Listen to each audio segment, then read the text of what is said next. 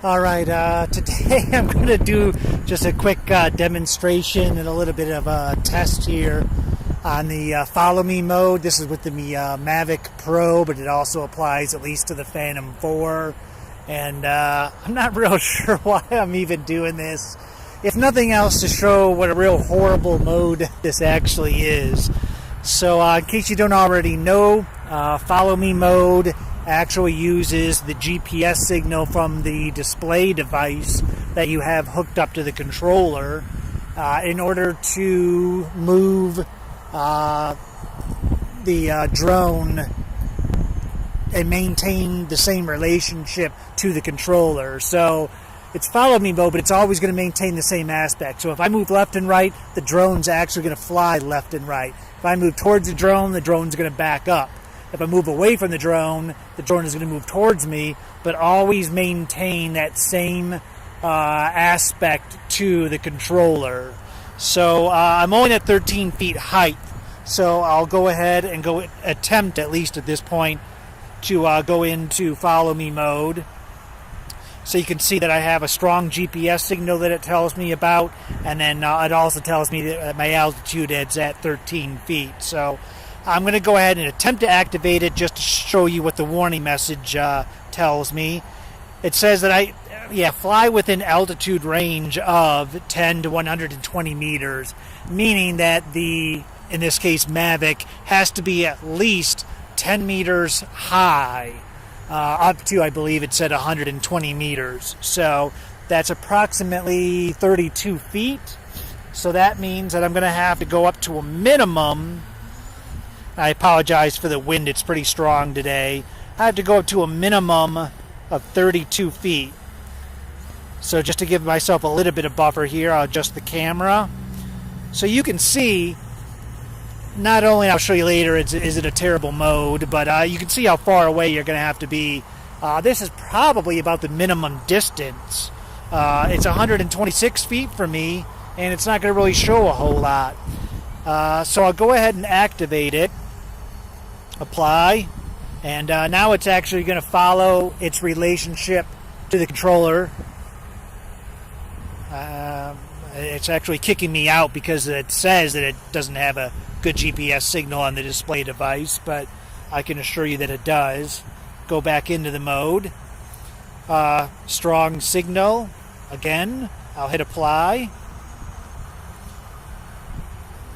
Okay, so it's actually going to track me here. So I'll go ahead and move around and give you a quick demonstration, but it doesn't react very quickly. You can see now it's just slowly starting to follow me. And if I stop, it'll continue to move forward just a little bit, stop. Then if I move side to side, it's going to move side to side, which is actually very dangerous, or it's not really a good way to fly the drone or have the drone fly automatically, because it doesn't have the collision avoidance sensors on the side or back of the Mavic or the Phantom 4. So it's going to automatically fly in that direction. If there's a tree, power lines, fence, anything on the side, it's just going to go ahead and hit those items. And you can see that this tracking mode is not very fast. Certainly I'd highly recommend Active Track over this, although Active Track also has its drawbacks. It has to focus on an object and then use the display device hardware to actually process that image and maintain it in its view. So if you walk behind something, it'll tend to lose it. Or even if you move too quickly and you go out of the frame, the field of vision of the camera, it's going to lose it. Follow me mode does have the slight advantage in that it doesn't have to rely on the visual of the camera.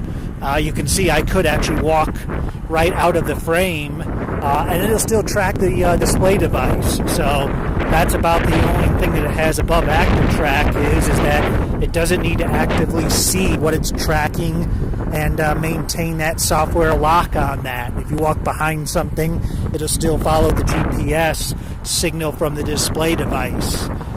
So really that's the only time I can think of that would really want to use it if you're going behind some objects, or if it's just having a hard time visually tracking yourself. But here's the other huge drawback.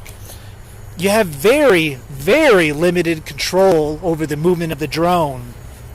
It'll turn side to side. As you can see, I'm able to move it, but it's going to be locked into basically tripod mode. And side to side is going to be extremely slow. I mean, that could be something that you want, because then it's going to be very smooth in the movements, but you don't have the option to move it any faster. It's basically locked into tripod mode when moving side to side. I also cannot control the horizontal movement of the drone at all. Cannot move forward, back, left, or right at all. The only other thing I can do, well, it just dropped out. You can see there for no particular reason. I'll go ahead and go back in to that mode. As I said, it's really not a good mode. Hit apply. It simply doesn't want to go into that mode. Give that another shot. Follow me mode. 36 feet and hit apply. It doesn't want to go back into that mode. Yeah. Try one last time here. It doesn't have stop as an option, so follow me. I have a strong signal. I'm at 35 feet. Gives me the option to hit apply. There we go.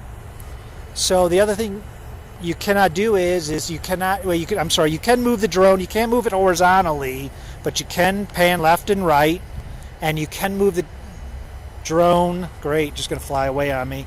You can move the drone up and down. But see, it's wanting to move even as I move it up and down. If I move it under 30-some feet, I believe that once you have it activated, you can actually drop it below 32 feet. And let's see if it follows me here. No, it's turned off again, but it seemed to be doing that randomly as well. If I bump it back up 36 feet, I go to activate it again. Follow me mode. It gives me the option to apply. I have a strong signal. Apply. It's in that mode. I drop it down.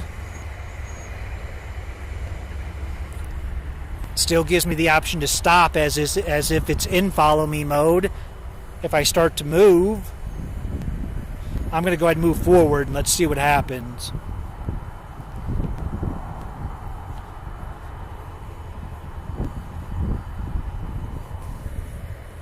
So it still wants to follow me. So you can activate it above 32 feet and then drop it down below 32 feet. And it appears it will still stay in follow me mode at that point. To be honest with you, I don't know how much I would trust it. It's kind of, you can see it's kind of moving all over the place. It's relying on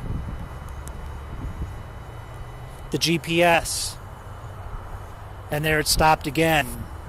It just seems to always want to drop out for no particular reason. You'll see I'm below 32 feet now, I believe. If I try to activate it, it should not activate and give me the warning. Correct. So I'll bump it up above 32 feet and I'll hit apply. It'll allow me to start there. And I'm going to go ahead and walk backwards. See, it's flying directly over me now. It says I have a strong signal, but it's just wanting to move all over the place. And again, I can't move it horizontally. Now it's wanting to fix itself. Okay. So I still have a strong signal. It's wanting to fly backwards and forwards. I believe probably just because it thinks it's getting a different GPS signal from my display device. GPS on its own, this doesn't have GLONASS, it just has the US GPS, is not particularly accurate. So I'll point it at myself again. It says it's still locked on. I'm at 40 feet. I'll back up. And it's not tracking me visually, only by the GPS signal from the display device. So I'm about 10 feet behind it now. It's still not moving. Still not moving. It's just hovering there. Still says I have a strong signal, but it's not moving at all. I'll go ahead and pan over, get me in this view so you can see its relationship to me. And I'm going to go ahead and walk away from it this direction, see if it follows me. Oh, it's already turned off. Yeah, it's just a really bad mode. I would highly recommend that you not even use follow me mode. You're just going to lose the signal. It's not going to move correctly. You have very limited movement of it. And it maintains its same relationship, so it flies backwards and sideways and does not have collision avoidance at all in those directions. So I just don't recommend this mode at all.